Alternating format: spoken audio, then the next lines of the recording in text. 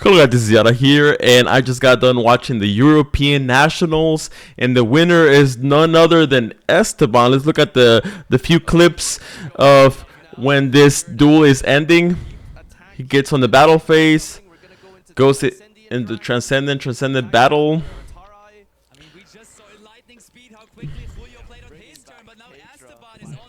Yeah, so he gives him the hand, so Esteban ends up winning that game. Look at that smile. He's so happy. And I want to talk about some key takeaways from this match.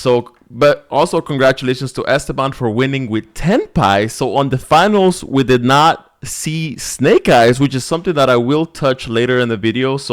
But I want to do some key takeaways from this European Nationals, right? So, Perulia and Spooky Dogwood, both of the players that got to the finals were side decking Perulia, Molcharmy Perulia, and Ghost Sister and Spooky Dogwood, which there is no coincidence there, right? These are two of the TCG quote unquote maxis, right? Because they're lingering effects that make your opponent play weird, right? Like whenever these cards get dropped on you, you start playing just like your mind kind of is like, what do I do, right? What do I do? And because of these two cards is the reason why the TENPAI player was able to win on game 3, right?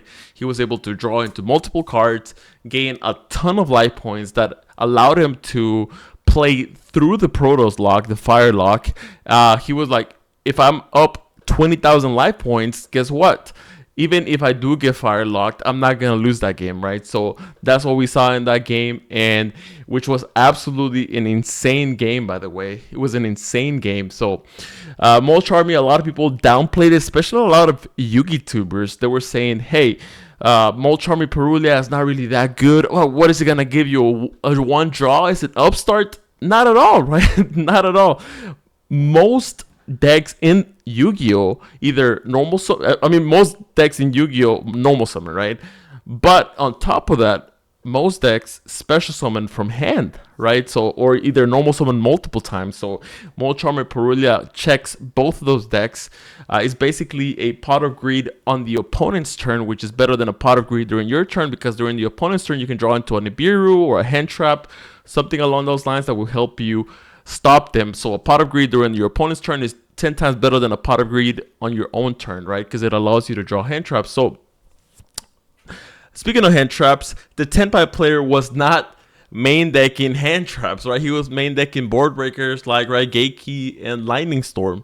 He was side decking into hand traps, which a lot of people are thinking, what in the world? Isn't he afraid to get gimmick puppet lock? Isn't he afraid of all these things? Well, a couple of things.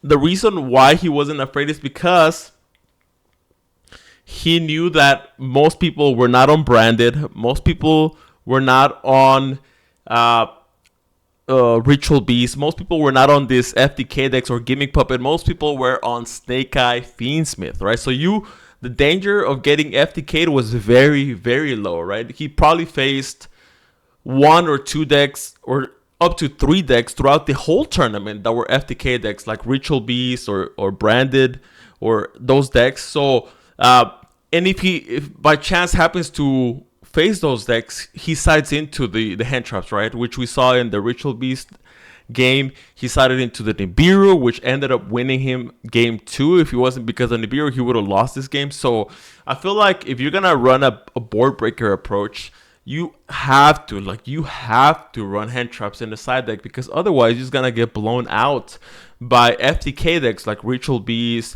Branded, Gimmick Puppet, and all those. So if you're gonna run board breakers in the main deck as a TENPAI player or any other Yu-Gi-Oh deck, run hand traps in the side deck, right? Just a little something to take away. I mean, Perulia, you should main deck this card if you're playing a going second strategy. This is mandatory. This card is absolutely bonkers.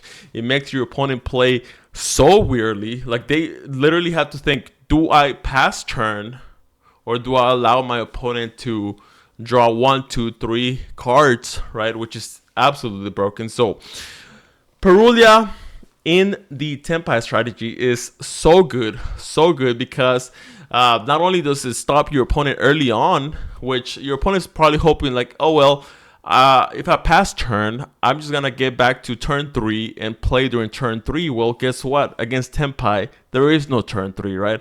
If they draw Chandra, if they draw any of this one curse starters, you're dead. You're not gonna get a turn 3. So, key takeaways from European Nationals is either main deck or side deck Perulia, either main deck or side deck Dogwood. Definitely side deck hand traps. That being Ash Blossom, Nibiru, Imperm, Baylor, all those cards. Definitely side deck those cards. So, but these two are absolutely mandatory, especially if you're playing in a tournament setting. Spooky Dogwood absolutely broken in time, not just on time, but it's almost like a Wabuku, right? It almost makes it so you get a turn 3, right? Because your opponent is not gonna be able to OTK you through 20,000 life points. It's just decks nowadays won't be able to do it unless they're playing something like TENPAI Dragon, which of course TENPAI Dragon is the exception to the rule, but most decks are not going to be able to OTK you through 20,000 life points. So another thing is the Ritual Beast player was playing Book of Eclipse, which is very good, especially in Ritual Beast, because your deck relies on contact fusing your Ritual Beast or your Tamers, and you can do that with face down monsters. So if you start out with Kanahawk, try to banish something, they chain Imperm, you chain Book of Eclipse, dodge that Imperm, you banish the Ritual Beast Tamer Lara, and then you can combo off from there, right? Or if your opponent Nibiru's you have like 4 monsters in the field, you Book of Eclipse your monsters, nothing gets tributed, and then you can contact fuse them into your ulti Kanahawk, and then you can keep on playing. So Book of Eclipse is clutch. Also, some of the announcers made this point that if your opponent is playing Snake Eye Fiendsmith and they activate the effect of Masquerena to link someone during your turn, you chain Book of Eclipse, and now they're forced to link away their Appaloosa, because if they have something like Flame Birch or Snake Eye Ash on the field, that gets booked face down. They won't be able to link someone using the face down monster. So now they're forced to use stuff like their Appaloosa or anything that's still face up. So that's why this card was clutch. And now let's talk about Arch Nemesis Protos. Arch Nemesis Protos, a lot of people were saying, hey, this card got released from the ban list. We haven't seen it top a big event. It probably never deserved to be on the ban list. Well, I beg to differ. This card is absolutely insane, especially if you get to top cut, right? Sure, and if you go to a big tournament, the first couple of rounds, you may be playing Fluffles or who knows what deck, right? But once you get to top cut, you get to see what your opponent's playing. You get to blind call Protos, which is an absolute delight. I play this deck at the NA Nationals, and blind calling Protos, I would call for fire because it hits TENPAI and Snake Eye, but I will face some Yubel players and they would just kind of smirk and be like, nice Protos, bro. I don't even run fire monsters. So, but if you get the top cut, you get to see what your opponent's playing. You get to call whatever that attribute of the deck they're playing. So Protos in top cut is broken. It's absolutely broken, which we saw in the finals. If it wasn't because of Nibiru, Julio would have 2-0'd this tournament and Esteban would have lost, but Nibiru saved the day. So, which means you know how Nibiru is good. Nibiru is a good card. So, and lastly, in this video, we're just going to talk about Snake Eye Ash, Fiendsmith, and all those expensive decks that a lot of people were saying tier 0. They didn't even win this tournament. Is this deck not tier 0? I wouldn't say it's not tier 0 anymore. I don't think I honestly have never thought this deck was tier 0.